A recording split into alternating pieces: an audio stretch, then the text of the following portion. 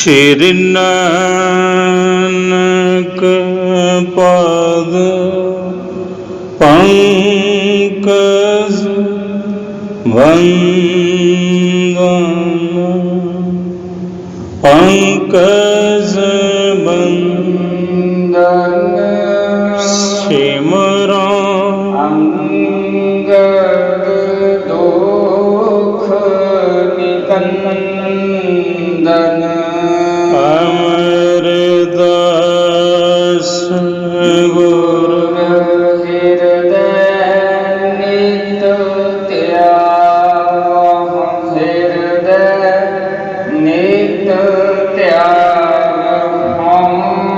श्री गुरु रामदास गुण गावहु। श्री अर्जन विघ्नन के नाशक विघ्नन के नाशक श्री हरि गोविंद शोभ सुमत प्रकाशक श्री हरि राय नमो कर जोरी नमो कर जोरी और हर कृष्ण मनाए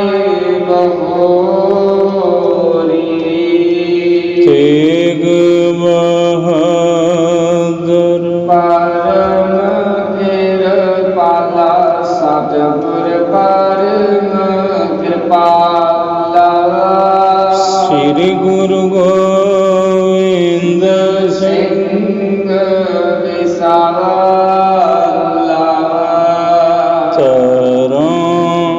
तरा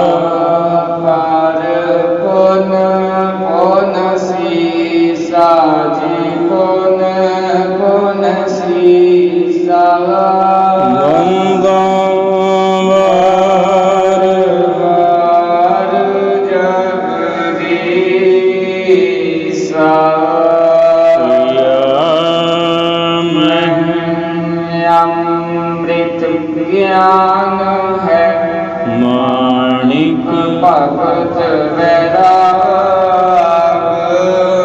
श्री गुरु ग्रंथ साहिब युद्ध वंदा कर अनुराग गुर का शब्द कमाए जीते पंच विकार तिन संतन को वंदना शीस चरण परतार कंकारा सतगुरु तेह प्रसाद सच होए।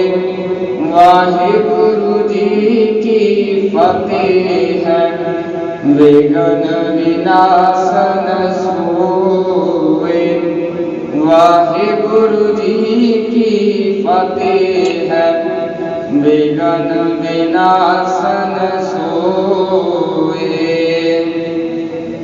सतनाम श्री वाहिगुरु साहिब जी इत्यादिक मिल मिल पाखै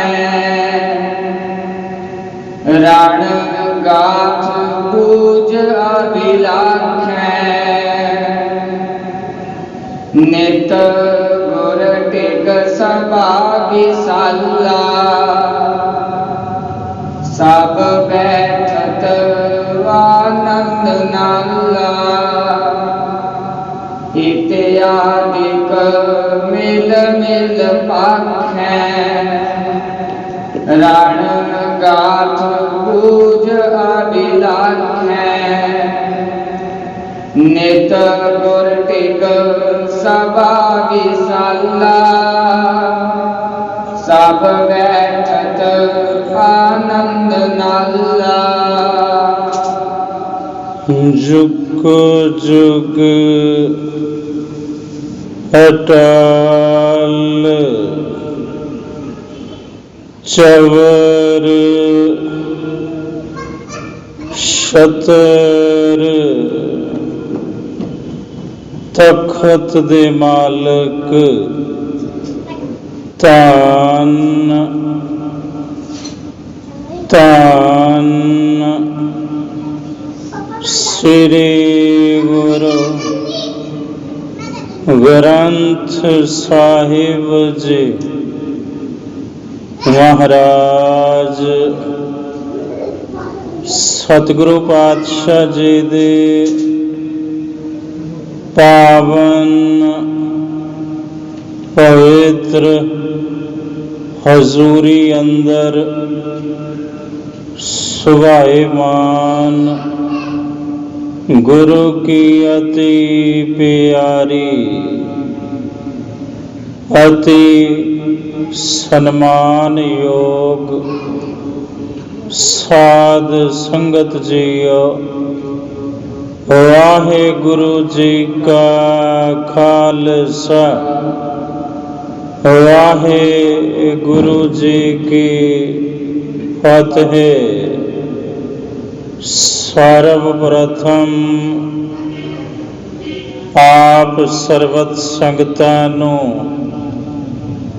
अज तीसरे गुरदेव पिता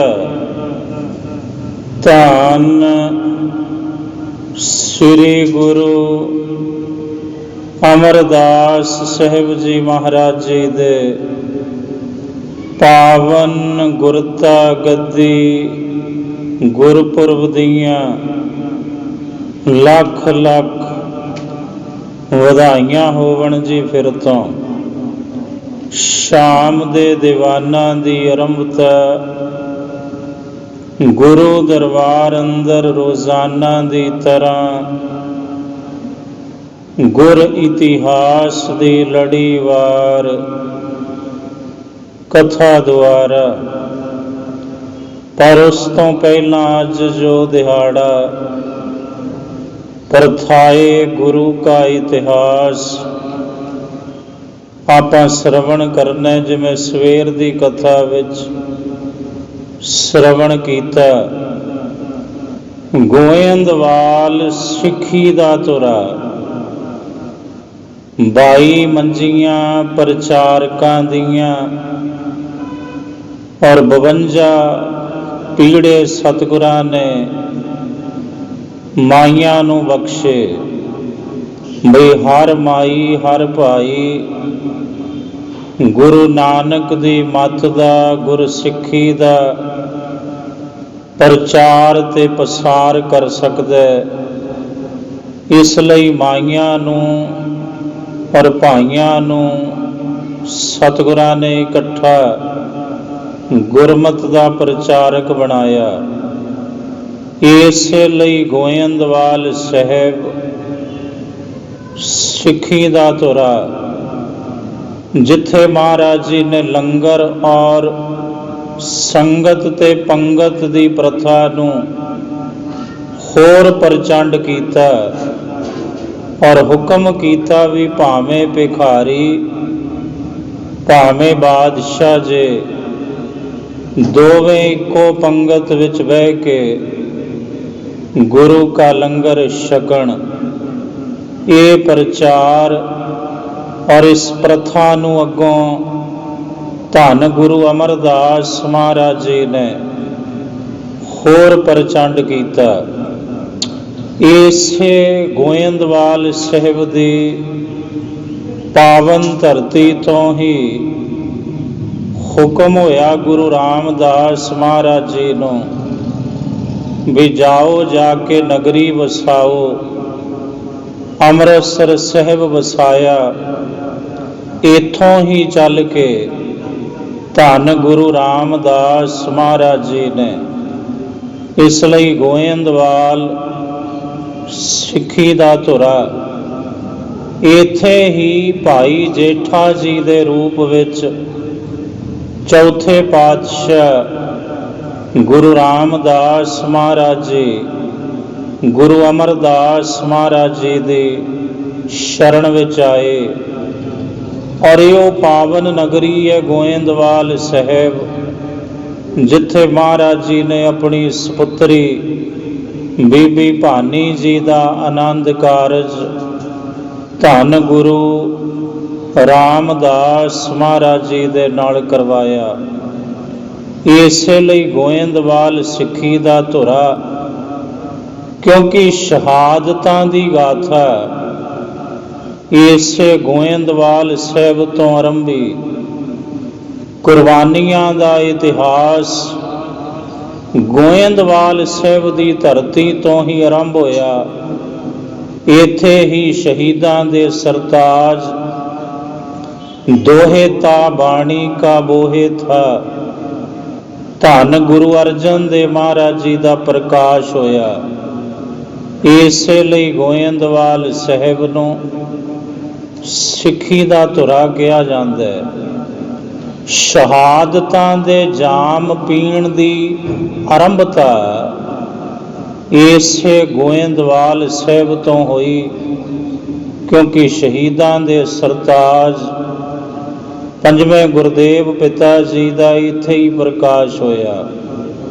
ਕੁਰਬਾਨੀਆਂ ਦੀ ਗਾਥਾ ਦਾ ਆਰੰਭ ਸਿੱਖ ਧਰਮ ਵਿੱਚ ਗੋਇੰਦਵਾਲ ਸਾਹਿਬ ਦੀ ਪਾਵਨ ਧਰਤੀ ਤੋਂ ਹੀ ਹੋਇਆ।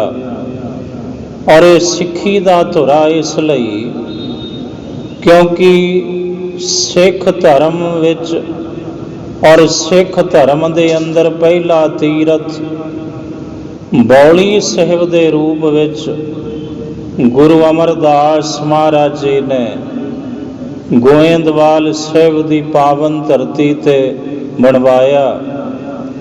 ਔਰ ਬੌਲੀ ਸਾਹਿਬ ਦੀ ਮਹਿਮਾ ਕਰਦੇ ਹੋਏ ਆਪਣੇ ਮੁਖਾਰਬਿੰਦ ਤੋਂ ਗੁਰੂ ਅਮਰਦਾਸ ਮਹਾਰਾਜ ਨੇ ਬਚਨ ਕੀਤੇ, ਜਿਹੜਾ ਵੀ ਭਾਵਨੀ ਸਹਿਤ ਇੱਥੇ ਆਵੇਗਾ, ਬੌਲੀ ਸਾਹਿਬ ਵਿੱਚ ਇਸ਼ਨਾਨ ਕਰੇਗਾ, ਬਾਣੀ ਪੜ੍ਹੇਗਾ, ਉਹਦੀ 84 ਕੱਟੀ ਜਾਏਗੀ।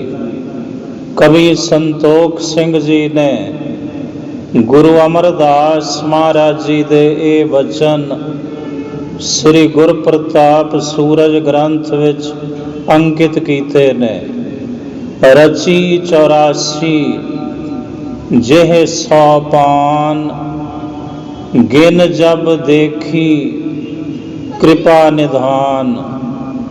ਜਦੋਂ ਕਿਰਪਾ ਦੇ ਖਜ਼ਾਨੇ ਗੁਰੂ ਅਮਰਦਾਸ ਮਹਾਰਾਜ ਜੀ ਨੇ ਬੌਲੀ ਸਾਹਿਬ ਦੀ ਉਸਾਰੀ ਕਰਵਾਈ, ਔਰ ਜਦੋਂ 84 ਪੌੜੀਆਂ ਤਿਆਰ ਹੋਈਆਂ, ਫਿਰ ਕਿਰਪਾ ਦੇ ਖਜ਼ਾਨੇ ਗੁਰੂ ਅਮਰਦਾਸ ਮਹਾਰਾਜ ਜੀ ਨੇ ਉਹਨਾਂ ਦੀ ਜਦੋਂ ਗਿਣਤੀ ਕੀਤੀ, ਗਿਣਤੀ ਵਿੱਚ ਪੌੜੀਆਂ 84 ਮੁਕੰਮਲ ਹੋ ਗਈਆਂ।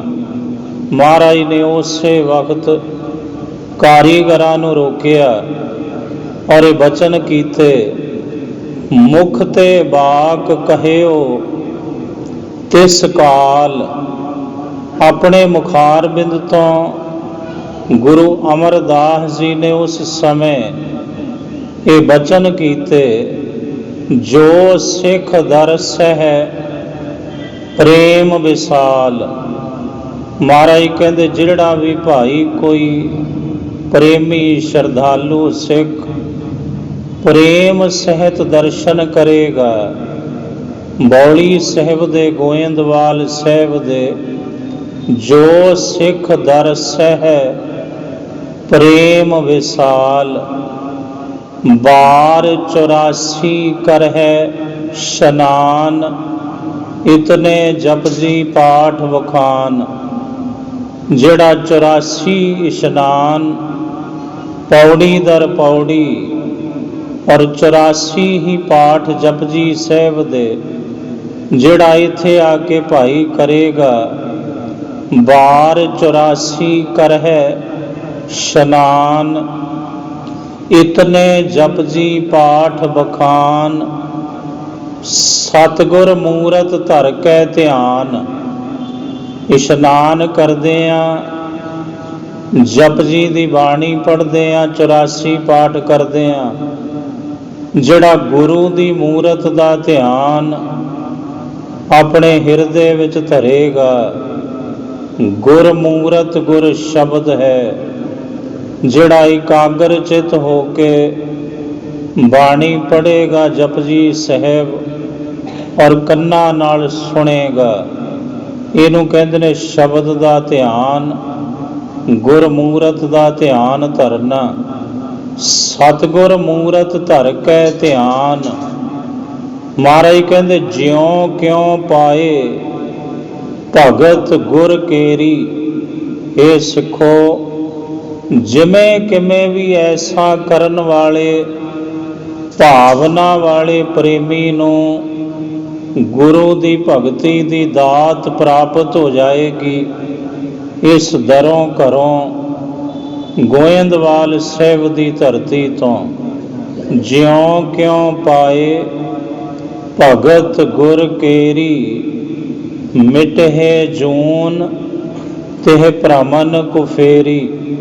ਮਹਾਰਾਜ ਕਹਿੰਦੇ ਉਹਦੀਆਂ ਆਵਾਗਮਨ ਦਾ ਉਹਦਾ ਫੇਰਾ ਮਿਟੇਗਾ ਔਰ ਉਹਦੀ 84 ਕੱਟੀ ਜਾਏਗੀ, ਜਿਹੜਾ ਸਾਡੇ ਵਚਨ ਕਮਾਏਗਾ। ਇਸ ਲਈ ਗੋਇੰਦਵਾਲ ਸਾਹਿਬ ਸਿੱਖੀ ਦਾ ਧੁਰਾ, ਕਿਉਂਕਿ ਇਸੇ ਪਾਵਨ ਦਰ ਘਰ ਤੋਂ ਐਸੀ ਬਖਸ਼ਿਸ਼ ਲੁਕਾਈ ਨੂੰ ਸਤਿਗੁਰਾਂ ਨੇ ਕੀਤੀ, ਪੰਥ ਦੀ ਝੋਲੀ ਵਿੱਚ ਇਹ ਦਾਤ ਪਾਈ।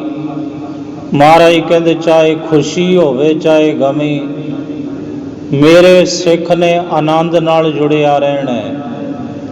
ਆਨੰਦ ਸਾਹਿਬ ਦੀ ਬਾਣੀ ਦਾ ਉਚਾਰਨ ਇਸੇ ਗੋਇੰਦਵਾਲ ਸਾਹਿਬ ਹੋਇਆ, ਚਾਹੇ ਖੁਸ਼ੀ ਚਾਹੇ ਗਮੀ, ਆਨੰਦ ਸਾਹਿਬ ਦਾ ਪਾਠ ਕਰਨਾ ਹੀ ਕਰਨਾ ਹੈ। ਸਤਿਗੁਰੂ ਸਮਝਾ ਰਹੇ ਨੇ, ਹਰ ਹਾਲ ਵਿੱਚ ਮੇਰੇ ਸਿੱਖ ਨੇ ਭਾਵੇਂ ਦੁੱਖ ਹੈ, ਸੁੱਖ ਹੈ, ਖੁਸ਼ੀ ਹੈ, ਗਮੀ ਹੈ, ਆਨੰਦ ਨਾਲੋਂ ਨਹੀਂ ਟੁੱਟਣਾ। ਲਿਵ ਵਿੱਚ ਜੁੜੇ ਰਹੋਗੇ, ਸੁਖੀ ਰਹੋਗੇ। ਲਿਵ ਦਾ ਟੁੱਟਣਾ ਹੀ ਦੁੱਖ ਹੈ। ਇਹ ਮਹਾਰਾਜ ਜੀ ਨੇ ਸਾਨੂੰ ਆਨੰਦ ਸਾਹਿਬ ਦੇ ਵਿੱਚ ਸਮਝਾਉਣਾ ਕੀਤਾ। ਇਸੇ ਲਈ ਗੋਇੰਦਵਾਲ ਸਾਹਿਬ ਨੂੰ ਸਿੱਖੀ ਦਾ ਧੁਰਾ ਆਖਿਆ ਜਾਂਦਾ ਹੈ। ਇੱਥੋਂ ਹੀ ਵਰਦਾਨ ਪ੍ਰਾਪਤ ਹੋਇਆ। ਦੋਹੇ ਤਾ ਬਾਣੀ ਕਾ ਬੋਹੇ ਥਾ। ਗੁਰੂ ਅਰਜਨ ਦੇਵ ਮਹਾਰਾਜ ਜੀ ਨੂੰ ਵਰਦਾਨ ਨਾਨਾ ਸਤਿਗੁਰਾਂ ਨੇ ਇਸੇ ਪਾਵਨ ਧਰਤੀ ਤੋਂ ਬਖਸ਼ੇ, ਬਈ ਇਹ ਤੇ ਬਾਣੀ ਦੇ ਬੋਹੇ ਹੋਵਣਗੇ ਔਰ ਇਹ ਭਾਰੀ ਗੁਰੂ ਹੋਵਣਗੇ। ਇਸੇ ਲਈ ਗੋਇੰਦਵਾਲ ਸਾਹਿਬ ਸਿੱਖੀ ਦਾ ਧੁਰਾ ਹੈ। ਗੁਰੂ ਅਮਰਦਾਸ ਮਹਾਰਾਜ ਜੀ ਦੇ ਭਤੀਜੇ ਹੋਏ ਸਾਵਣ ਮੱਲ ਜੀ। ਇੱਕ ਦਿਨ ਭਾਈ ਬੱਲੂ ਜੀ, ਜਿਹੜੇ ਗੁਰੂ ਜੀ ਦੇ ਹਜ਼ੂਰੀ ਵਿੱਚ ਰਹਿਣ ਵਾਲੇ ਸਿੱਖ ਨੇ, ਸੇਵਾਦਾਰ, ਉਹਨਾਂ ਅਰਜ਼ ਕੀਤੀ, ਮਹਾਰਾਜ ਸੰਗਤਾਂ ਦੀ ਆਵਾਜਾਈ ਬਹੁਤ ਸ਼ੁਰੂ ਹੋ ਗਈ ਹੈ ਤੇ ਮਹਾਰਾਜ ਸੰਗਤਾਂ ਲਈ ਮਕਾਨ ਵੀ ਬਣਾਉਣੇ ਨੇ, ਰਹਿائشਾਂ ਬਣਨੀਆਂ ਨੇ ਤੇ ਲੱਕੜ ਦੀ ਜ਼ਰੂਰਤ ਹੈ ਔਰ ਲੱਕੜ ਪਹਾੜੀ ਇਲਾਕੇ ਵਿੱਚੋਂ ਆਵੇਗੀ। ਜਿਵੇਂ ਕਿਵੇਂ ਕਰੋ, ਲੱਕੜ ਦਾ ਪ੍ਰਬੰਧ ਕਰੋ ਤਾਂ ਕਿ ਸੰਗਤ ਨੂੰ ਇਹ ਸਹੂਲਤ ਜਲਦ ਤੋਂ ਜਲਦ ਤੁਹਾਡੇ ਵੱਲੋਂ ਬਖਸ਼ੀ ਜਾਵੇ। ਸਤਿਗੁਰੂ ਜੀ ਨੇ ਆਪਣੇ ਭਤੀਜੇ ਸਾਵਣ ਮੱਲ ਜੀ ਨੂੰ ਬੁਲਾਇਆ।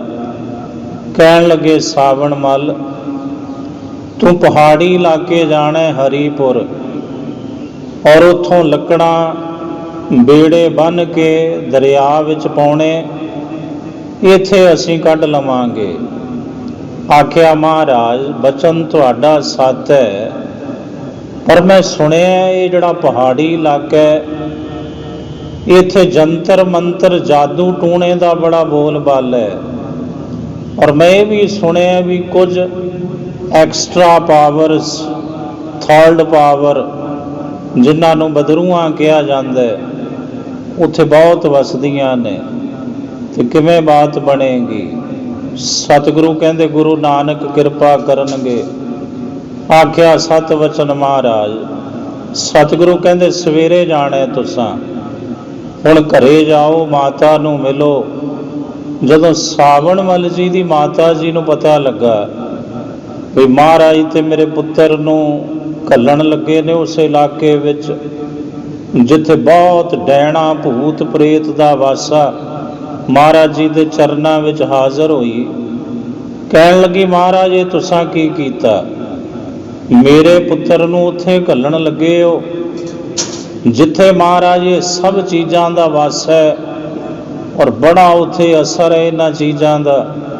ਸਤਿਗੁਰੂ ਕਹਿਣ ਲੱਗੇ ਕਿਉਂ ਘਬਰਾਉਂਦੇ ਹੋ? ਤੁਹਾਡਾ ਪੁੱਤਰ ਐਵੇਂ ਨਹੀਂ ਉੱਥੇ ਘੱਲ ਰਹੇ, ਗੁਰੂ ਨਾਨਕ ਦੀ ਬਖਸ਼ਿਸ਼ ਦੇ ਕੇ ਇਹਨੂੰ ਤੋਰਾਂਗੇ। ਮਹਾਰਾਜ ਕਹਿੰਦੇ ਸਾਵਣ ਮੱਲ ਉਰਾਂ ਆਓ। ਇੱਕ ਰੁਮਾਲ ਸਤਿਗੁਰੂ ਜੀ ਨੇ ਦਿੱਤਾ। ਕਹਿਣ ਲੱਗੇ ਕੇਵਲ ਇਹਨੂੰ ਰੁਮਾਲ ਨਾ ਜਾਣੀ, ਇਹ ਗੁਰੂ ਨਾਨਕ ਦੇ ਖਜ਼ਾਨੇ ਵਿੱਚੋਂ ਤੈਨੂੰ ਕੁਝ ਦਾਤ ਬਖਸ਼ ਰਹੇ ਹਾਂ। ਮੁਰਦੇ ਸੁਰਜੀਤ ਹੋ ਜਾਣਗੇ ਇਸ ਰੁਮਾਲ ਦੀ ਕਲਾ ਦੇ ਨਾਲ। ਇਹਦੇ ਵਿੱਚ ਗੁਰੂ ਦੀ ਬਰਕਤ ਵਰਤੇਗੀ। ਜੋ ਚਾਹੋਗੇ ਜਿਵੇਂ ਚਾਹੋਗੇ ਹੋ ਜੂ ਇਸ ਰੁਮਾਲ ਦੀ ਬਰਕਤ ਨਾਲ। ਰੁਮਾਲ ਗੁਰੂ ਕੀ ਨਿਸ਼ਾਨੀ ਹੈ। ਅਸਲ ਵਿੱਚ ਬਰਕਤ ਕਲਾ ਗੁਰੂ ਦੀ ਨਿਸ਼ਾਨੀ ਵਿੱਚ ਹੁੰਦੀ ਹੈ।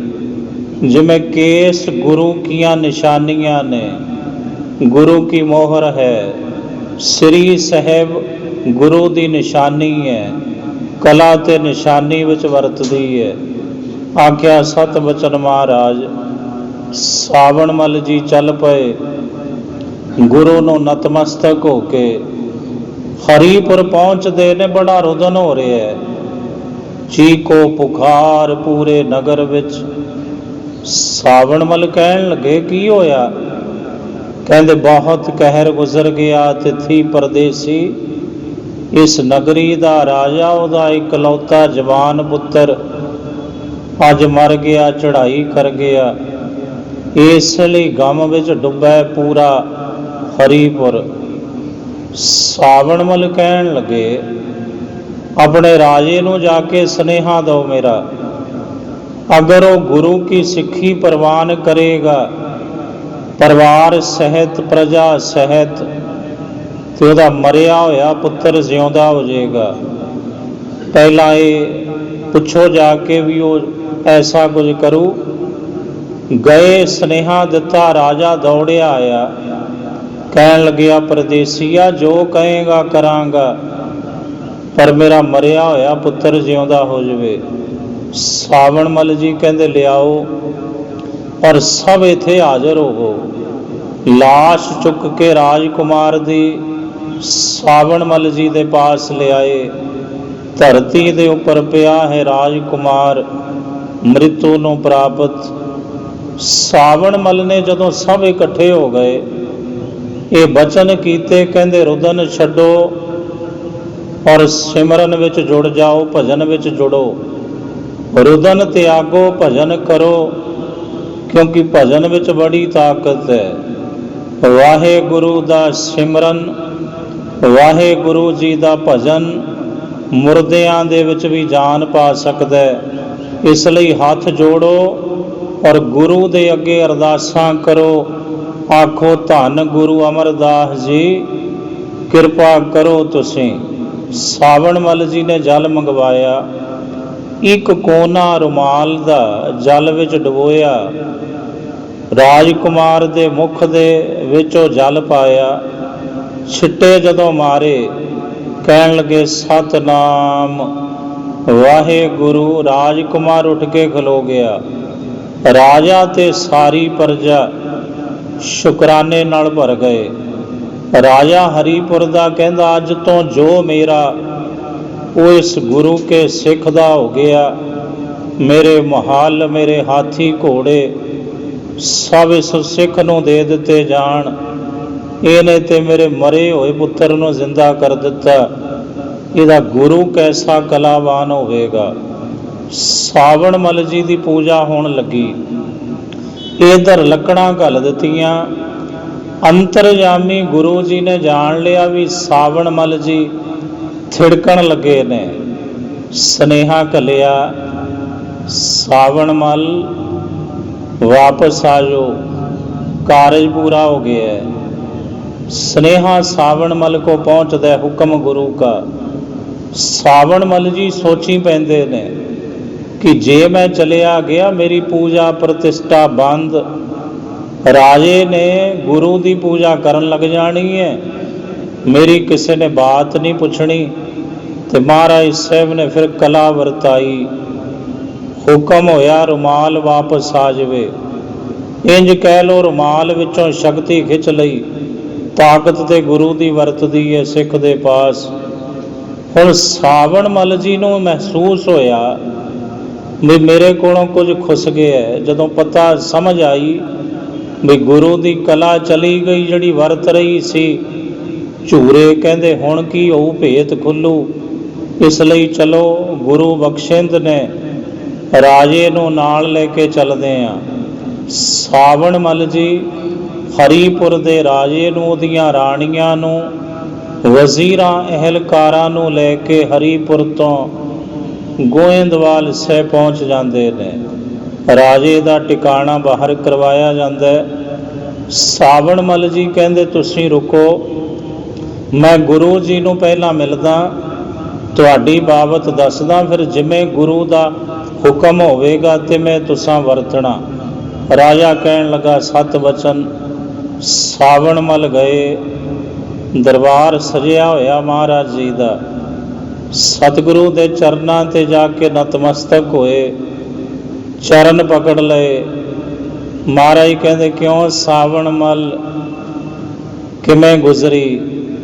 हाथ जुड़ गए, अरदास विच आए, और अरदास का भाव ये होवेगा, अर्ज लगे करन, मान करो तुद उपरे मेरे प्रीतम प्यारे।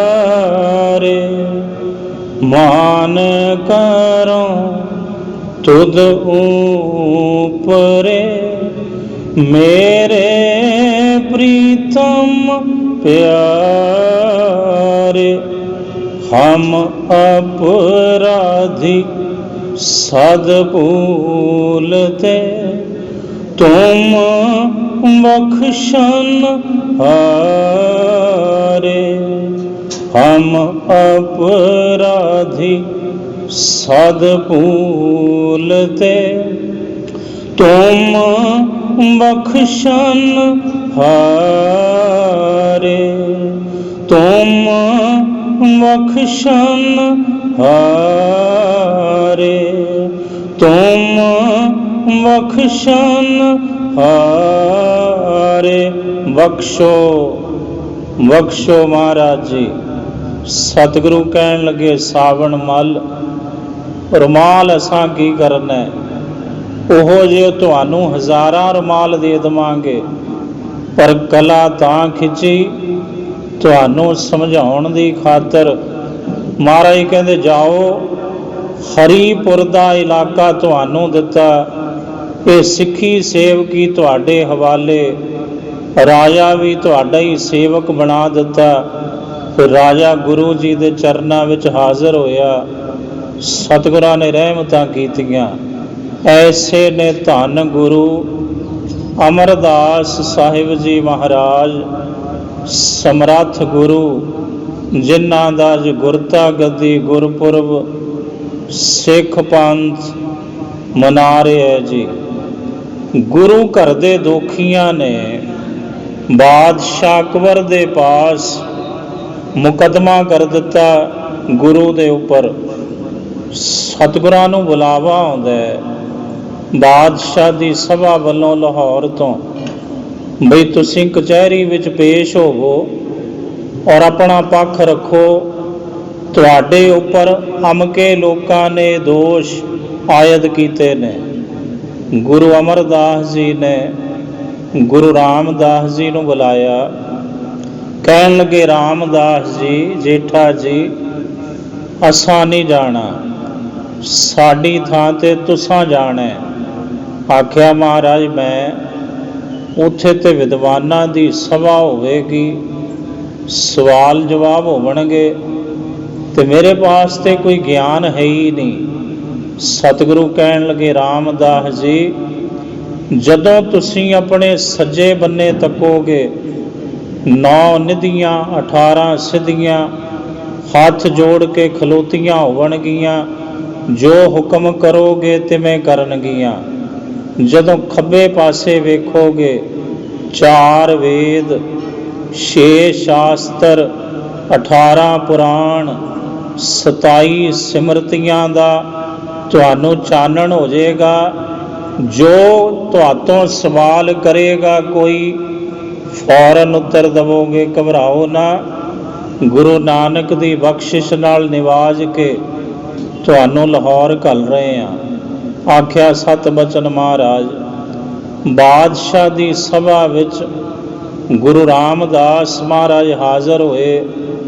ਕੂੜ ਨਿਖੁੱਟੇ ਨਾਨਕਾ, ਓੜਕ ਸੱਚ ਰਹੀ, ਸੱਚ ਦੀ ਫਤਿਹ ਹੋਈ ਤੇ ਕੂੜ ਹਾਰ ਗਿਆ। ਸਭਾ ਨੂੰ ਨਿਰੁੱਤਰ ਕਰਕੇ ਸਤਿਗੁਰੂ ਲਾਹੌਰ ਦੇ ਬਾਜ਼ਾਰ ਵਿੱਚ ਆਏ ਨੇ। ਅਨਾਰਕਲੀ ਬਾਜ਼ਾਰ ਤੇ ਕੱਪੜੇ ਦੀ ਦੁਕਾਨ ਦੇ ਸਾਹਮਣੇ ਖਲੋ ਗਏ। ਧੰਨ ਗੁਰੂ ਰਾਮਦਾਸ ਮਹਾਰਾਜ। ਕੱਪੜਾ ਬੜਾ ਸੋਹਣਾ ਹੈ, ਸਾਹਮਣੇ ਦੁਕਾਨ ਵਿੱਚ ਟੰਗਿਆ ਹੋਇਆ। ਸਤਿਗੁਰੂ ਚਾਹੁੰਦੇ ਨੇ ਇਹ ਬਸਤਰ ਮੈਂ ਆਪਣੇ ਗੁਰੂ ਦੇ ਲਈ ਲਿਜਾਵਾਂ, ਪਰ ਕੈਸੇ ਅਨੋਖੇ ਗਾਹਕ ਨੇ। ਧੰਨ ਗੁਰੂ ਰਾਮਦਾਸ ਮਹਾਰਾਜ ਜੀ। ਹੁਣ ਪੈਸਾ ਨਹੀਂ ਹੈ ਕੱਪੜਾ ਖਰੀਦਣ ਲਈ। ਸੁਰਤੀ ਦੁਆਰਾ, ਭਾਵਨਾ ਦੁਆਰਾ ਦੁਕਾਨਦਾਰ ਤੋਂ ਕੱਪੜਾ ਖਰੀਦ ਲਿਆ। ਹੁਣ ਇਹ ਬਾਤਾਂ ਤਰਕਵਾਦੀ ਔਰ ਮਨੋਵਿਗਿਆਨੀ ਲੋਕਾਂ ਦੀ ਸਮਝ ਤੋਂ ਪਰੇ ਦੀਆਂ ਨੇ, ਉਹਨਾਂ ਨੂੰ ਨਹੀਂ ਸਮਝ ਆ ਸਕਦੀਆਂ। ਪਰ ਆਸਥਾ ਵਾਲੇ, ਸ਼ਰਧਾ ਭਾਵਨਾ ਵਾਲਿਆਂ ਨੂੰ ਇਹਦਾ ਭੇਤ ਖੁੱਲ੍ਹ ਸਕਦਾ ਵੀ ਇਹ ਹੋ ਸਕਦਾ। ਹੁਣ ਬਿਨਾਂ ਦਰਜ਼ੀ ਤੋਂ, ਬਿਨਾਂ ਸੂਈ ਧਾਗੇ ਤੋਂ ਕੱਪੜਾ ਵੀ ਸਿਲਾ ਲਿਆ, ਬਸਤਰ। ਉੱਥੇ ਖੜਿਆਂ ਨਹੀਂ ਅਰਦਾਸ ਕੀਤੀ, ਸੁਰਤ ਵਿੱਚ ਅਰਪਣ ਵੀ ਕਰ ਦਿੱਤਾ, ਭੇਟਾ ਵੀ ਚੜਾ ਦਿੱਤਾ। ਆਖਿਆ, ਗੋਇੰਦਵਾਲ ਵਾਲੇ ਸਤਿਗੁਰੂ, ਇਹ ਬਸਤਰ ਪਹਿਲੋਂ ਤੁਹਾਡੇ ਲਈ ਸਿਲਾ ਕੇ ਤਿਆਰ ਹੈ। ਤਖਤ ਦੇ ਉੱਪਰ ਗੁਰੂ ਅਮਰਦਾਸ ਜੀ ਬੈਠੇ ਨੇ, ਗੋਇੰਦਵਾਲ ਸਾਹਿਬ। ਇੰਜ ਬਾਹਾਂ ਲੱਗੇ ਨੇ ਉੱਚੀਆਂ ਕਰਨ, ਜਿਵੇਂ ਪੁਸ਼ਾਕਾਂ ਪਹਿਨੀਦਾ। ਸੰਗਤ ਹੈਰਾਨ, ਭਾਈ ਬੱਲੂ ਜੀ ਹੈਰਾਨ। ਭਾਈ ਬੱਲੂ ਜੀ ਕਹਿਣ ਲੱਗੇ, ਮਹਾਰਾਜ ਇਹ ਕੀ ਕਰ ਰਹੇ ਹੋ? ਸੰਗਤ ਵਿੱਚ ਦੁਬਦਾ ਪੈ ਜਾਣੀ ਹੈ ਵੀ ਗੁਰੂ ਨੂੰ ਪਤਾ ਨਹੀਂ ਕੀ ਹੋ ਗਿਆ। ਬਾਹਾਂ ਹਲਾਈ ਜਾ ਰਹੇ ਨੇ। ਸਤਿਗੁਰੂ ਕਹਿਣ ਲੱਗੇ, ਇਤਨੀ ਜਲਦੀ ਸਮਝ ਵਿੱਚ ਆਉਣ ਵਾਲੀ ਇਹ ਬਾਤ ਨਹੀਂ ਬੱਲੂ, ਇਹ ਪ੍ਰੇਮ ਦੀ ਖੇਡ ਵਰਤ ਰਹੀ ਹੈ। ਰਾਮਦਾਸ ਜੀ ਨੇ ਪੁਸ਼ਾਕਾ ਖਰੀਦਿਆ, ਸਿਲਾਇਆ, ਤਿਆਰ ਕਰਵਾਇਆ, ਉੱਥੇ ਖੜੇ ਮੈਨੂੰ ਪਹਿਨਾ ਰਹੇ ਨੇ। ਹੁਣ ਲਾਹੌਰ ਤੇ ਗੋਇੰਦਵਾਲ ਦਾ ਫਾਸਲਾ ਕਿਤਨਾ ਹੈ। ਜਦੋਂ ਇਸ ਅਵਸਥਾ ਦੇ ਵਿੱਚ ਗੁਰੂ ਦੀ ਰਹਿਮਤ ਹੁੰਦੀ ਹੈ, ਇੱਥੇ ਤੇ ਜਨਮਾਂ ਜਨਮਾਂਤਰਾਂ ਦੀਆਂ ਦੂਰੀਆਂ ਮਿਟ ਜਾਂਦੀਆਂ ਨੇ। ਲਾਹੌਰ ਤੇ ਗੋਇੰਦਵਾਲ ਦੇ ਫਾਸਲੇ ਦੀ ਕਿਆ ਬਾਤ ਹੈ। ਫਾਸਲਾ ਸਾਡੇ ਤੁਹਾਡੇ ਵਿੱਚ ਹੈ, ਪਰ ਜਿੱਥੇ ਭਾਵਨਾ, ਪ੍ਰੇਮ, ਸ਼ਰਧਾ ਤੇ ਗੁਰਸਿੱਖੀ ਦੀ ਬਾਤ ਹੈ, ਉੱਥੇ ਤੇ ਜਨਮਾਂ ਜਨਮਾਂ ਦੇ ਫਾਸਲੇ ਇਹ ਪੂਰਨ ਸਤਿਗੁਰੂ ਮਿਟਾ ਕੇ ਰੱਖ ਦਿੰਦੇ ਨੇ। ਭੇਟਾ ਕਰਨ ਵਾਲਾ ਲਾਹੌਰ ਵਿੱਚ ਹੈ ਸਤਿਗੁਰੂ, ਔਰ ਭੇਟਾ ਪ੍ਰਾਪਤ ਕਰਨ ਵਾਲੇ ਸਤਿਗੁਰੂ ਗੋਇੰਦਵਾਲ ਸਾਹਿਬ ਵਿੱਚ ਨੇ। ਪੁਸ਼ਾਕਾਂ ਪਹਿਨਾਉਣ ਵਾਲੇ ਗੁਰੂ ਲਾਹੌਰ ਵਿੱਚ ਨੇ, ਪੁਸ਼ਾਕਾਂ ਪਹਿਨਣ ਵਾਲੇ ਗੁਰੂ ਗੋਇੰਦਵਾਲ ਸਾਹਿਬ ਦੇ ਵਿੱਚ ਨੇ। ਸਿੱਖ ਤੇ ਗੁਰੂ ਦਾ ਲੇਵਲ ਇੱਕੋ ਹੋ ਗਿਆ। ਇੱਕੋ ਸਟੇਜ ਤੇ ਆ ਗਏ ਦੋਵੇਂ ਜਣੇ। ਗੁਰੂ ਰਾਮਦਾਸ ਗੁਰੂ ਅਮਰਦਾਸ ਜੀ ਮਹਾਰਾਜ ਵਿੱਚ ਸਮਾ ਗਏ, ਪੁਸ਼ਾਕਾ ਪਹਿਨ ਲਿਆ। ਅੱਗੇ ਗਏ ਗੁਰੂ ਰਾਮਦਾਸ ਜੀ। ਕੁਰਤੇ ਅੰਬ ਬੜੇ ਲਾਲ ਵਿਕ ਰਹੇ ਨੇ। ਟਕਾ ਦਿੱਤਾ ਇੱਕ ਅੰਬ ਖਰੀਦਿਆ ਬਹੁਤ ਵਧੀਆ, ਵੀ ਗੁਰੂ ਜੀ ਨੂੰ ਜਾ ਕੇ ਭੇਟਾ ਕਰਨਾ। ਤੁਰ ਪਏ ਲਾਹੌਰ ਤੋਂ, ਤੇ ਗਰਮੀਆਂ ਦੇ ਦਿਨ ਸਨ। ਇਧਰ ਗਰਮੀ ਕਾਰਨ ਜਦੋਂ ਆਪ ਜੀ ਗੋਇੰਦਵਾਲ ਸਾਹਿਬ ਤੋਂ ਥੋੜਾ ਪਿੱਛੇ ਇੱਕ ਨਗਰ ਹੈ ਭੈਰੋਵਾਲ, ਉੱਥੇ ਪਹੁੰਚੇ ਨੇ ਭੈਰੋਵਾਲ, ਤਾਂ ਅੰਬ ਵਿੱਚੋਂ ਰਸ ਟਪਕਣ ਲੱਗਾ। ਇਧਰ ਅੰਬ ਵਿੱਚੋਂ ਰਸ ਟਪਕਦਾ, ਇਧਰ ਗੁਰੂ ਰਾਮਦਾਸ ਮਹਾਰਾਜ ਜੀ ਦੇ ਨੇਤਰਾਂ ਵਿੱਚੋਂ ਜਲ ਟਪਕਣ ਲੱਗਾ। ਸੁਰਤ ਜੁੜ ਗਈ, ਸੁਰਤੀ ਵਿੱਚ ਹੀ ਅਰਪਣ ਕਰ ਦਿੱਤਾ ਅੰਬ। ਕਹਿਣ ਲੱਗੇ, ਮਹਾਰਾਜ ਇਹ ਅੰਬ ਤੁਸੀਂ ਛਕੋ, ਤੁਹਾਡੇ ਲਈ ਹੈ, ਨਹੀਂ ਤੇ ਇਹਨੇ ਮਹਾਰਾਜ ਛਕਣ ਜੋਗਾ ਨਹੀਂ ਰਹਿਣਾ। ਇੰਜ ਕਹਿ ਕੇ ਉਸ ਅੰਬ ਨੂੰ ਆਪਣੇ ਮੁਖ ਵਿੱਚ ਪਾਇਆ। ਇਧਰ ਤਖਤ ਤੇ ਬੈਠੇ ਗੁਰੂ ਅਮਰਦਾਸ ਮਹਾਰਾਜ ਨੇ ਇੰਜ ਜਿਵੇਂ ਅੰਬ ਪਕੜੀ ਦਾ, ਘੁੱਟ ਭਰੀ ਦਾ, ਚੂਸੀ ਦਾ ਅੰਬ, ਇੰਜ ਲੱਗੇ ਨੇ ਕਰਨ। ਭਾਈ ਬੱਲੂ ਜੀ ਦੇਖ ਕੇ ਹੈਰਾਨ, ਕਹਿੰਦੇ ਮਹਾਰਾਜ ਫਿਰ ਕੋਈ ਕੌਤਕ। ਥੋੜੇ ਸਮੇਂ ਤੋਂ ਬਾਅਦ ਗੁਠਲੀ ਭਾਈ ਬੱਲੂ ਜੀ ਨੂੰ ਦਿੱਤੀ। ਕਹਿਣ ਲੱਗੇ, ਬੱਲੂ ਇਹ ਗੁਠਲੀ ਨਹੀਂ, ਇਹ ਰਾਮਦਾਸ ਦਾ ਪ੍ਰੇਮ ਹੈ, ਇਹ ਰਾਮਦਾਸ ਦਾ ਰੂਪ ਹੈ, ਇਹ ਰਾਮਦਾਸ ਜੀ ਦੀ ਆਤਮਾ ਹੈ। ਇਹਨੂੰ ਕੇਵਲ ਗੁਠਲੀ ਨਾ ਸਮਝਣਾ, ਇਹਨੂੰ ਆਲੇ ਵਿੱਚ ਰੱਖੋ। ਸਤਿਵਚਨ ਮਹਾਰਾਜ। ਕੁਝ ਸਮੇਂ ਤੋਂ ਬਾਅਦ ਗੁਰੂ ਰਾਮਦਾਸ ਮਹਾਰਾਜ ਜੀ ਆਏ, ਗੁਰੂ ਦਰਬਾਰ ਵਿੱਚ ਪਹੁੰਚੇ, ਨਤਮਸਤਕ ਹੋਏ, ਚਰਨ ਪਕੜੇ, ਪੁੱਛਿਆ ਸੁਣਾਓ ਰਾਮਦਾਸ ਜੀ ਕਿਵੇਂ ਗੁਜ਼ਰੀ ਲਾਹੌਰ ਵਿੱਚ? ਆਖਿਆ ਮਹਾਰਾਜ ਤੁਹਾਡੀਆਂ ਰਹਿਮਤਾਂ ਨੇ। ਮਹਾਰਾਜ ਕੂੜ ਹਾਰ ਗਿਆ, ਸੱਚ ਦੀ ਜਿੱਤ ਹੋ ਗਈ, ਗੁਰੂ ਨਾਨਕ ਦੇ ਘਰ ਦੀ ਜਿੱਤ ਹੋਈ। ਸਤਿਗੁਰੂ ਕਹਿੰਦੇ ਐਡੀ ਦੂਰੋਂ ਮੇਰੇ ਲਈ ਕੁਝ ਨਹੀਂ ਲੈ ਕੇ ਆਏ? ਆਖਿਆ ਮਹਾਰਾਜ ਦੋ ਚੀਜ਼ਾਂ, ਦੋ ਭੇਟਾਵਾਂ ਤੁਹਾਡੇ ਲਈ ਮੈਂ ਲਈਆਂ ਨੇ। ਇੱਕ ਤੇ ਮਹਾਰਾਜ ਤੁਹਾਨੂੰ ਪੁਸ਼ਾਕਾ ਅਰਪਣ ਕੀਤਾ ਉੱਥੋਂ, ਇੱਕ ਤੁਹਾਨੂੰ ਅੰਬ। ਅਗਰ ਤੇ ਮੇਰਾ ਪ੍ਰੇਮ ਸੱਚਾ ਹੈ ਫਿਰ ਤੇ ਭੇਟਾਵਾਂ ਤੁਹਾਡੇ ਤੱਕ ਪਹੁੰਚ ਚੁੱਕੀਆਂ ਨੇ। ਅਗਰ ਅਜੇ ਮੇਰੇ ਪ੍ਰੇਮ ਵਿੱਚ ਕੋਈ ਕੱਚ ਹੈ ਤੇ ਭੇਟਾ ਨਹੀਂ ਪਹੁੰਚੀ ਹੋਵੇਗੀ। ਸਤਿਗੁਰੂ ਕਹਿਣ ਲੱਗੇ, ਰਾਮਦਾਸ ਜੀ ਤੁਹਾਡੀਆਂ ਦੋਵੇਂ ਭੇਟਾਵਾਂ ਪਹੁੰਚ ਗਈਆਂ ਨੇ। ਮਹਾਰਾਜ ਕਹਿੰਦੇ ਵੇਖੋ ਪ੍ਰੇਮ ਦੀ ਭਾਵਨਾ ਦੀ ਖੇਡ ਕੈਸੀ ਹੈ, ਇਹ ਭਾਵਨਾ ਦੀ ਕਥਾ ਕੈਸੀ ਹੈ। ਕਈ ਦਫਾ ਭੇਟਾ ਲਿਆਉਣ ਵਾਲਾ ਵੀ ਸਾਹਮਣੇ ਖਲੋਤਾ ਹੁੰਦਾ ਹੈ। ਭੇਟਾ ਗੁਰੂ ਦੇ ਚਰਨਾਂ ਵਿੱਚ ਰੱਖੀ ਹੁੰਦੀ ਹੈ, ਨਾ ਭੇਟਾ ਪਹੁੰਚਦੀ ਹੈ, ਨਾ ਭੇਟਾ ਪਹੁੰਚਾਉਣ ਵਾਲਾ ਪਹੁੰਚਿਆ ਹੁੰਦਾ ਹੈ। ਬੇਸ਼ੱਕ ਖਲੋਤਾ ਗੁਰੂ ਦੀ ਹਜ਼ੂਰੀ ਵਿੱਚ ਹੁੰਦਾ ਹੈ। ਅਗਰ ਅੰਦਰ ਪ੍ਰੇਮ ਨਹੀਂ, ਵਿਸ਼ਵਾਸ ਨਹੀਂ, ਤਾਂ ਕੋਲ ਖਲੋਤੇ ਵੀ ਭੇਟਾ ਗੁਰੂ ਦੇ ਚਰਨਾਂ ਵਿੱਚ ਨਹੀਂ ਪਹੁੰਚਦੀ। ਅਗਰ ਭਾਵਨਾ ਹੈ ਤਾਂ ਫਿਰ ਲਾਹੌਰ ਤੋਂ ਵੀ ਭੇਟਾ ਗੋਇੰਦਵਾਲ ਸਾਹਿਬ ਪਹੁੰਚ ਜਾਂਦੀ ਹੈ।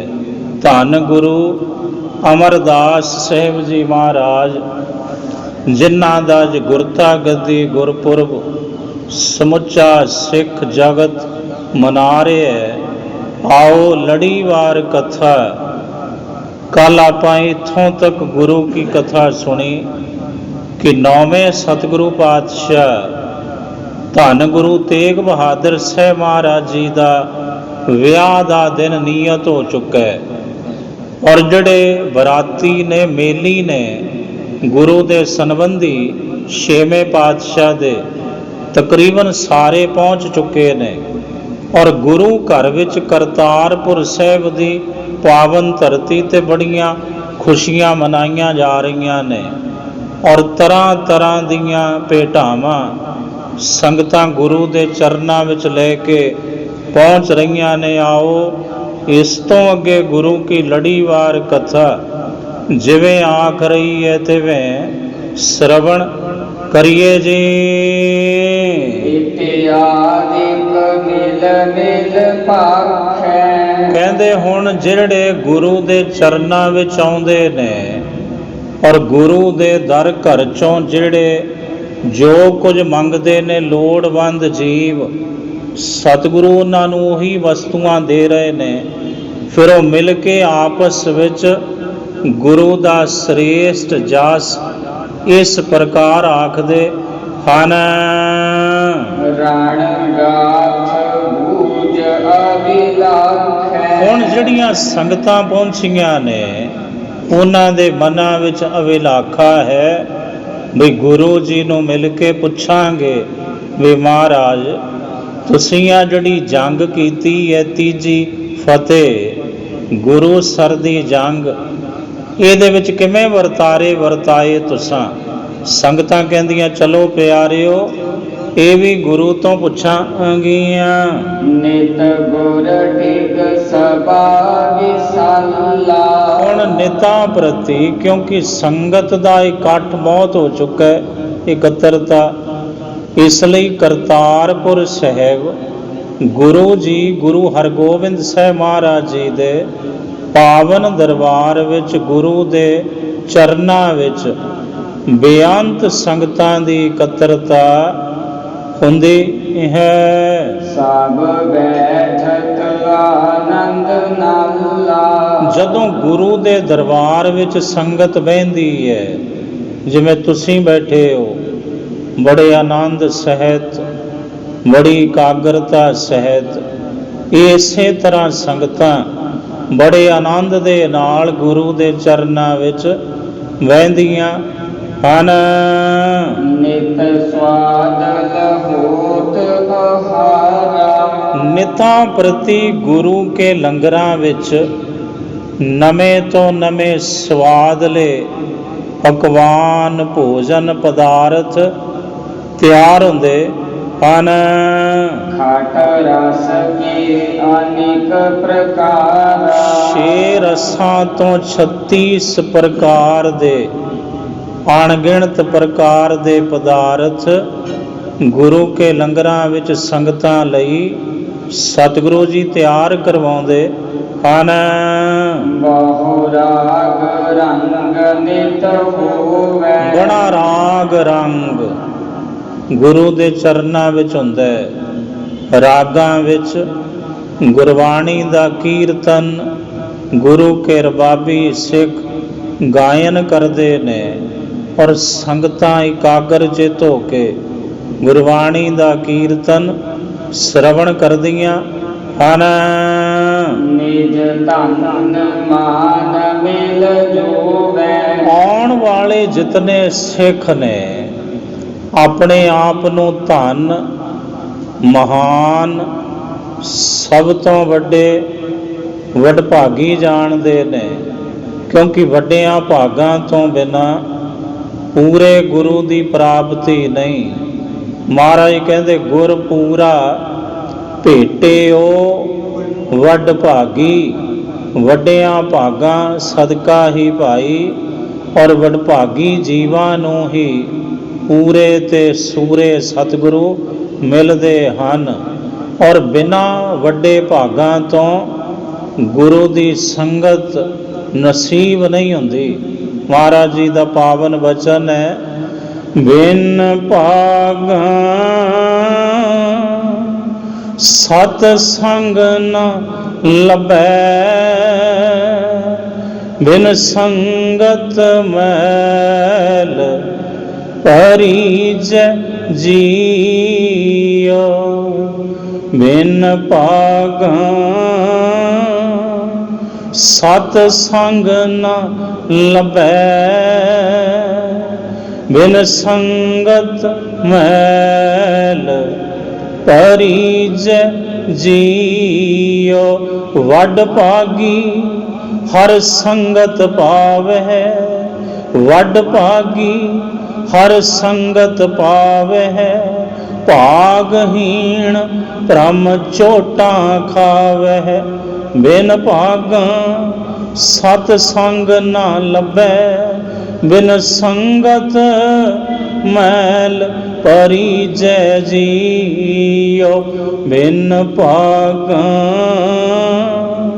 ਸਤ ਸੰਗ ਨਾ ਲੱਭੈ, ਬਿਨ ਸੰਗਤ ਮੈਲ ਪਰੀਜੈ ਜੀਉ। ਇਸ ਲਈ ਸੰਗਤਾਂ ਕਹਿੰਦੀਆਂ ਪਿਆਰਿਓ, ਆਪਾਂ ਤੇ ਵੱਡਿਆਂ ਭਾਗਾਂ ਵਾਲੇ ਹਾਂ। ਮਹਾਰਾਜ ਜੀ ਦੀ ਬਾਣੀ ਦਾ ਫੈਸਲਾ, ਸਭ ਤੋਂ ਵੱਡੇ ਭਾਗ ਗੁਰ ਸਿੱਖਾਂ ਕੇ, ਜੋ ਗੁਰ ਚਰਣੀ ਸਿੱਖ ਪੜਤੇ ਆ। ਗਦ ਮੰਗਤ ਜਨ ਸੁਨ ਆਵੇ, ਬੜੇ ਜ਼ਰੂਰਤਮੰਦ, ਦੁਨੀਆ ਦਾ ਹਰ ਵਿਅਕਤੀ ਹੀ ਲੋੜਵੰਦ ਹੈ। ਭਾਵੇਂ ਉਹ ਬਾਦਸ਼ਾਹ ਹੈ, ਭਾਵੇਂ ਉਹ ਭਿਖਾਰੀ ਹੈ, ਲੋੜ ਹਰ ਕਿਸੇ ਦੀ ਹੈ, ਜ਼ਰੂਰਤ ਹਰ ਇੱਕ ਦੇ ਪੱਲੇ ਹੈ। ਕਿਉਂਕਿ ਆਪਾਂ ਸਮਾਜਿਕ ਪ੍ਰਾਣੀ ਆ। ਮੰਗਤ ਜਨ ਕਹਿੰਦੇ ਨੇ ਮੰਗਣ ਵਾਲੇ ਲੋਕ, ਤੇ ਮਹਾਰਾਜ ਕਹਿੰਦੇ ਸਾਰੀ ਦੁਨੀਆ ਹੀ ਮੰਗਤ ਜਨ ਹੈ, ਕੇਵਲ ਤੂੰ ਹੀ ਇੱਕ ਦਾਤਾ ਹੈ। ਇਹ ਰਾਮ ਜੀ, ਇਹ ਵਾਹਿਗੁਰੂ ਜੀ। ਜਗਤ ਪੇਖਾਰੀ ਫੇਰਤ ਹੈ, ਜਗਤ ਪੇਖਾਰੀ ਫੇਰਤ ਹੈ, ਸਭ ਕੋ ਦਾਤਾ ਰਾਮ, ਸਭ ਕੋ ਦਾਤਾ ਰਾਮ। ਇੱਕ ਦਾਤਾ, ਇੱਕ ਦਾਤਾ, ਇੱਕ ਦਾਤਾ, ਇੱਕ ਦਾਤਾ, ਇੱਕ ਦਾਤਾ ਸਭ ਮੰਗਤੇ, ਇੱਕ ਦਾਤਾ ਸਭ ਮੰਗਤੇ, ਇੱਕ ਦਾਤਾ, ਇੱਕ ਦਾਤਾ ਸਭਨਾ ਜੀਆਂ ਕਾ, ਇੱਕ ਦਾਤਾ, ਇੱਕ ਦਾਤਾ, ਇੱਕ ਦਾਤਾ ਸਭਨਾ ਜੀਆਂ ਕਾ, ਇੱਕ ਦਾਤਾ। ਇਥੇ ਮੰਗਤ ਜਨ ਤੋਂ ਭਾਵ ਹੈ ਲੋੜਵੰਦ ਜੀਵ, ਆਰਥਿਕ ਪੱਖੋਂ ਜਿਹੜੇ ਪਛੜੇ ਹੋਏ ਸਨ, ਉਹ ਬਹੁਤ ਇਕੱਠੇ ਹੋ ਕੇ ਆਏ ਵੀ ਦੀਨ ਦੁਨੀਆ ਦੇ ਪਾਤਸ਼ਾਹ ਧੰਨ ਗੁਰੂ ਹਰਗੋਬਿੰਦ ਸਾਹਿਬ ਮਹਾਰਾਜ ਜੀ ਦੇ ਸਭ ਤੋਂ ਛੋਟੇ ਸਪੁੱਤਰ ਤੇਗ ਬਹਾਦਰ ਜੀ ਦਾ ਵਿਆਹ ਰਚਿਆ। ਚਲੋ ਗੁਰੂ ਨੂੰ ਵਧਾਈਆਂ ਦਿੰਦੇ ਆ, ਪਰ ਚੱਲ ਕੇ ਗੁਰੂ ਦੇ ਦੁਆਰੇ ਤੋਂ ਆਪਣੀਆਂ ਲੋੜਾਂ ਦੀ ਪੂਰਤੀ ਕਰਦੇ। ਹਾਂਜੀ, ਧਨ ਧਨ ਵਸਨ ਬਹੁ ਪਾਵੇ, ਫਿਰ ਸਤਿਗੁਰੂ ਦੇ ਦਰੋਂ ਘਰੋਂ ਧਨ, ਧਾਨ ਤੇ ਵਸਨ, ਪੈਸਾ, ਅਨਾਜ, ਰਸਦਾਂ ਤੇ ਵਸਨ ਕਹੀਏ ਬਸਤਰ, ਵਸਨ ਭਾਂਡਿਆਂ ਨੂੰ ਵੀ ਕਿਹਾ ਜਾਂਦਾ ਹੈ। ਬੜੇ ਬਸਤਰ, ਬੜਾ ਅਨਾਜ, ਬੜਾ ਧਨ, ਜਿਵੇਂ ਜਿਵੇਂ ਕੋਈ ਆ ਕੇ ਮੰਗਦਾ ਤਿਵੇਂ ਤਿਵੇਂ ਸਤਿਗੁਰੂ ਦਿੰਦੇ ਹਨ। ਜਸ ਗਾਵਤ ਵਿਵਿਧ ਪ੍ਰਕਾਰੇ, ਫਿਰ ਉਹ ਸ਼ੁਕਰਾਨੇ ਵਿੱਚ ਭਰਦੇ ਨੇ ਅਨੇਕਾਂ ਪ੍ਰਕਾਰ ਦੇ ਨਾਲ। ਫਿਰ ਉਹ ਆਪਣੇ ਸਤਿਗੁਰੂ ਦਾ ਜਸ ਗਾਇਨ ਕਰਦੇ ਹਨ। ਜੈ ਸਤਿਗੁਰ ਕਰਤ ਉਚਾਰੇ, ਫਿਰ ਉਹ ਸਤਿਗੁਰਾਂ ਦੀ ਜੈ ਜੈਕਾਰ ਉਚਾਰਨ ਕਰਦੇ ਨੇ। ਕਹਿੰਦੇ ਜੋ ਮੰਗੀ ਹੈ ਉਹੀ, ਜਿਹੜੀ ਚੀਜ਼ ਮੰਗਦੇ ਆ ਇਸ ਗੁਰੂ ਤੋਂ ਉਹੀ ਦਿੰਦੇ ਹਨ। ਦਿਨ ਇਸ ਵਿਦ ਕੀਤਿਕ ਬੀਤੇ, ਇਸ ਪ੍ਰਕਾਰ ਕਈ ਦਿਨ ਬੀਤੇ ਹਨ। ਸਭ ਕਰਤ ਵਿਆਹ ਕੀ ਰੀਤੇ, ਸਾਰੀ ਵਿਆਹ ਦੀ ਜਿਹੜੀ ਰੀਤੀ ਹੁੰਦੀ ਹੈ ਉਹ ਕਰ ਰਹੇ ਹਨ। ਧੁਨ ਉੱਚੀ ਬਾਜਤ ਬਾਜੇ, ਉੱਚੀ ਧੁਨ ਵਿੱਚ ਬਾਜੇ ਵੱਜਦੇ ਹਨ। ਸ਼ਰਨਾਏ ਮ੍ਰਿਦੰਗਨ ਸਾਜੇ। ਕਹਿੰਦੇ ਮਿਰਦੰਗ ਤੇ ਆਦਿਕ ਸਾਜ਼ ਵੱਜਦੇ ਹਨ। ਗਨ ਢੋਲਕ ਢੋਲ ਬਜਾਵੇ। ਬੜੇ ਢੋਲ ਬੜੀਆਂ ਢੋਲਕੀਆਂ ਸੰਗਤਾਂ ਵਜਾਉਂਦੀਆਂ ਹਨ। ਬੜ ਦੁੰਦਬ ਨਾਦ ਉਠਾਵੇ। ਬੜੇ ਜਿਹੜੇ ਧੌਂਸੇ ਨੇ ਨਗਾਰੇ ਨੇ ਉਹ ਵੱਜਦੇ ਨੇ, ਬੜਾ ਨਾਦ ਉਠਾਉਂਦੇ ਹਨ। ਦਫ ਮੁਰਲੀ ਝਾਂਜ ਵਿਸਾਲਾ। ਝਾਂਜ ਮੁਰਲੀ ਔਰ ਡਫ ਬਹੁਤ ਵੱਜਦੇ ਹਨ ਇਹ ਸਾਜ਼। ਮਿਲ ਪਟ ਹੈ ਨਫੀਰੀ ਜਾਲਾ। ਕਹਿੰਦੇ ਨਫੀਰੀਆਂ ਤੇ ਪਟ ਹੈ, ਛੋਟੇ ਵੱਡੇ ਸਭ ਢੋਲ ਵੱਜਦੇ ਹਨ। ਨਿਤ ਨੌਬਤ ਦਵਾਰ ਵਗਾਰੀ। ਇੰਜ ਨਿਤਾਂ ਪ੍ਰਤੀ ਗੁਰੂ ਦੇ ਦੁਆਰੇ ਤੇ ਨੌਬਤਾਂ ਵੱਜ ਰਹੀਆਂ ਹਨ। ਸਮੇਂ ਦੀ ਸਮਾਪਤੀ ਜੀ। ਸਤਿਗੁਰ ਹੋਏ ਦਇਆਲ ਤਾਂ ਸ਼ਰਧਾ ਪੂਰੀਏ। ਸਤਿਗੁਰ ਹੋਏ ਦਇਆਲ ਨਾ ਕਬਹੂ ਚੂਰੀਏ। ਸਤਿਗੁਰ ਹੋਏ ਦਇਆਲ ਤਾਂ ਸ਼ਰਧਾ ਪੂਰੀਐ। ਸਤਿਗੁਰ ਹੋਏ ਦਇਆਲ ਨਾ ਕਬਹੂ ਚੂਰੀਐ। ਸਤਿਗੁਰ ਹੋਏ ਦਇਆਲ ਤਾਂ ਦੁਖ ਨਾ ਜਾਣੀਏ। ਸਤਿਗੁਰ ਹੋਏ ਦਇਆਲ ਤਾਂ ਹਰ ਰੰਗ ਵਾਣੀਏ। ਸਤਿਗੁਰ ਹੋਏ ਦਇਆਲ ਤਾਂ ਦੁਖ ਨਾ ਜਾਣੀਐ। ਸਤਿਗੁਰ ਹੋਏ ਦਇਆਲ ਤਾਂ ਹਰ ਰੰਗ ਮਾਣੀਐ। ਸਤਿਗੁਰ ਹੋਏ ਦਇਆਲ ਤਾਂ ਜਮ ਕਾ ਡਰ ਕੇਹਾ। ਸਤਿਗੁਰ ਹੋਏ ਦਇਆਲ ਤਾਂ ਸਦ ਹੀ ਸੁਖ ਦੇਹਾ। ਸਤਿਗੁਰ ਹੋਏ ਦਇਆਲ ਤਾਂ ਜਮ ਕਾ ਡਰ ਕੀਹਾ।